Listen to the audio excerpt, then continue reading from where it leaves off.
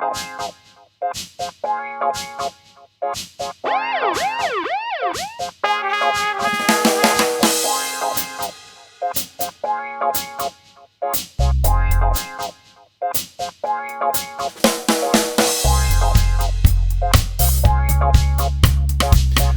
I'm Ben Stone, and today I'm checking out the Korg MPS-10 drum and percussion sample pad. The MPS-10 has got a bunch of killer features. 10 onboard pads, over 3,000 amazing sounds, a 4-track looper, and studio quality effects. Let's jump right in and check it out.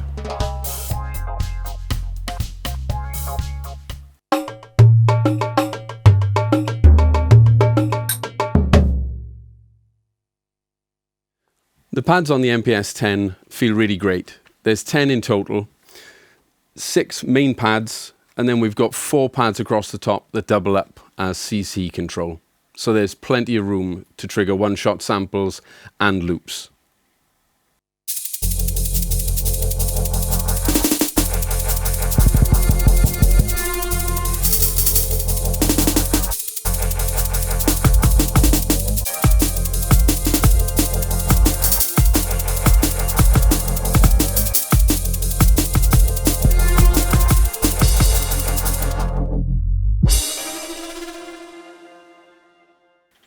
The pads feel really great under my sticks, and there's an incredible synergy between the sampled sound and the way that the pads react in performance.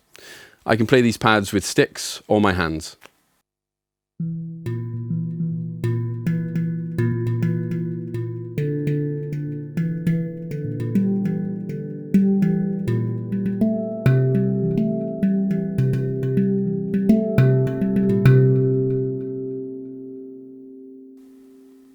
You can, of course, edit the response of the pads to suit your own personal touch, but I found straight out of the box they felt really incredible to play and actually really inspiring as well to perform with. One of the things that makes the MPS-10 so expressive is the use of round-robin samples.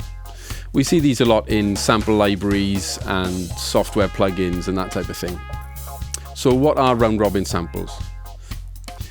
Rather than have a single sound repeated every time we play on a pad, often giving us that machine gun type effect, round-robin samples is a pool of samples that we can call upon that vary each sound every time we strike the pad, just like you would do on a regular snare drum, for instance. This can add an extra layer of realism and really bring life back into your performances on the MPS-10.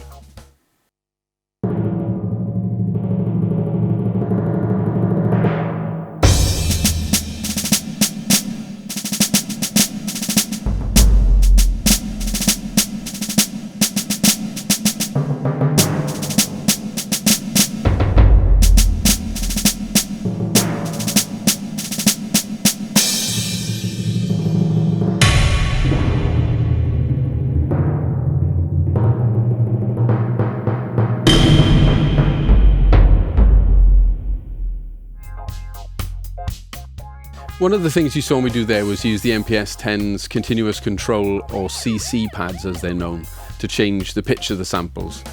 You can of course change other parameters such as multi-effects or even filters using these pads.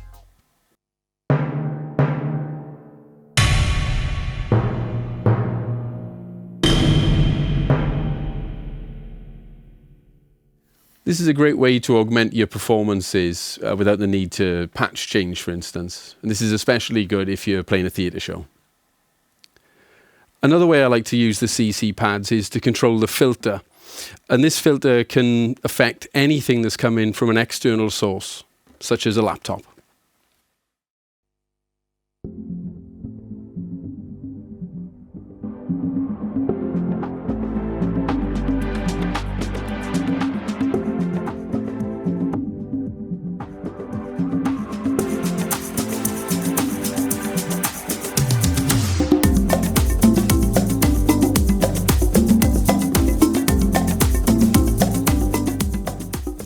So that's really useful if you're performing solo percussion.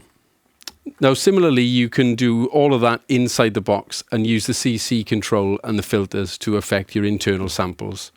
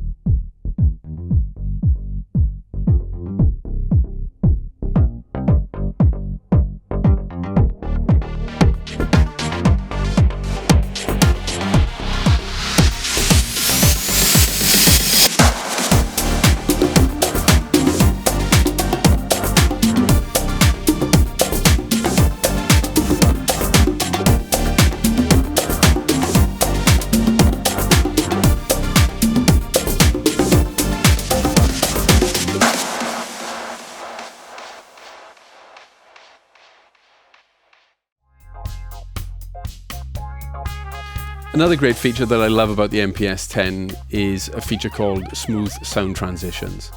This enables me to change patches really easily and have the previous patch sound still carry on without any glitches. This is really important because, like, when I was touring with German artist Helena Fischer, sometimes I'd have up to 10 patches in one song, needing to change rapidly between them. I could only really do this with a laptop, an audio interface, and a trigger interface as well. So it's a lot of equipment there. The MPS-10 enables me to do this in a complete one-box solution.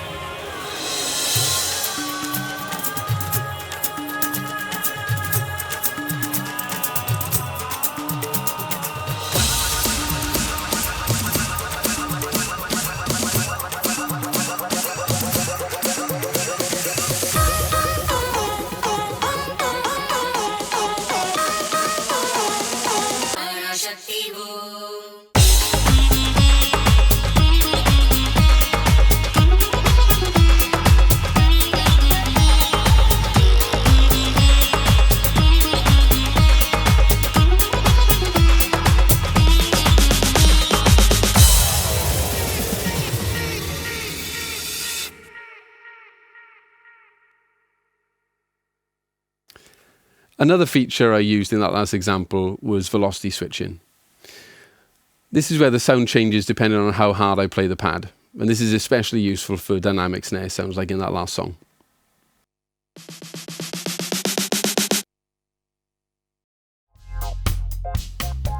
The MPS-10 also has a 4-track looper.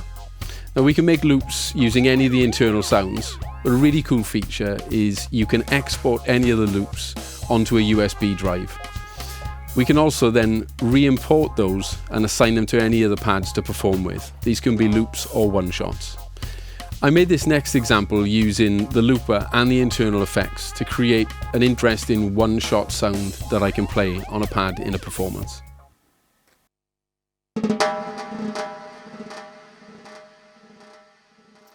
In this next example, I'll show you how to create some loops using multiple kits and smooth sound transitions.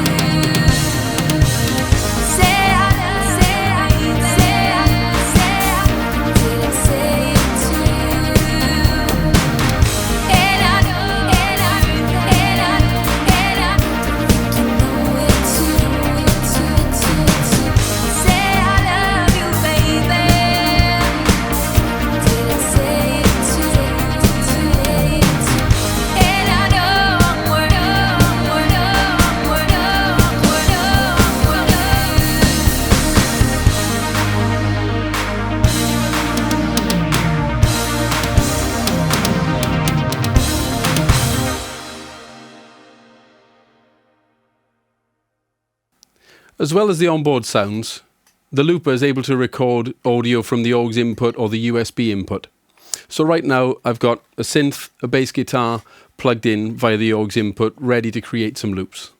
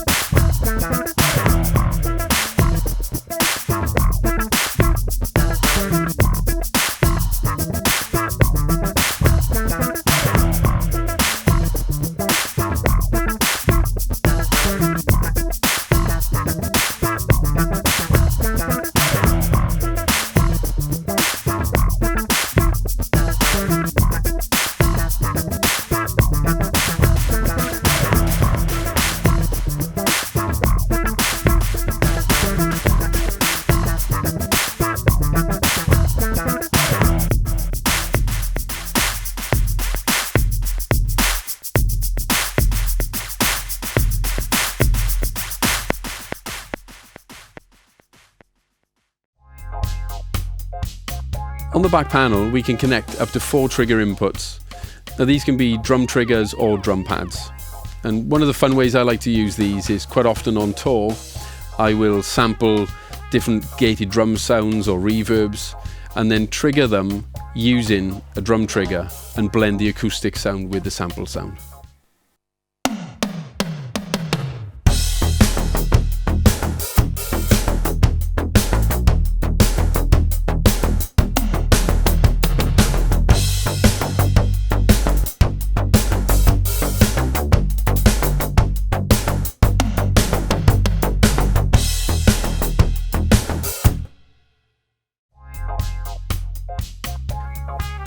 So lastly, let's take a quick look at the back panel. For audio, we've got headphone output and 4 outputs, 2 main and 2 sub. We've got a line input and a mic input. And to connect up to 4 external pads or triggers, we've got that over 2 trigger inputs. We also have 2 foot switch inputs, an expression pedal input, and a MIDI out for connecting to other devices. We've also got USB, where you can use a memory drive or connect to a computer, where there's a free online editor available, where you can edit kits and assign instruments to pads. So that was the MPS-10. For more information, check out the link in the description below. Thanks for watching.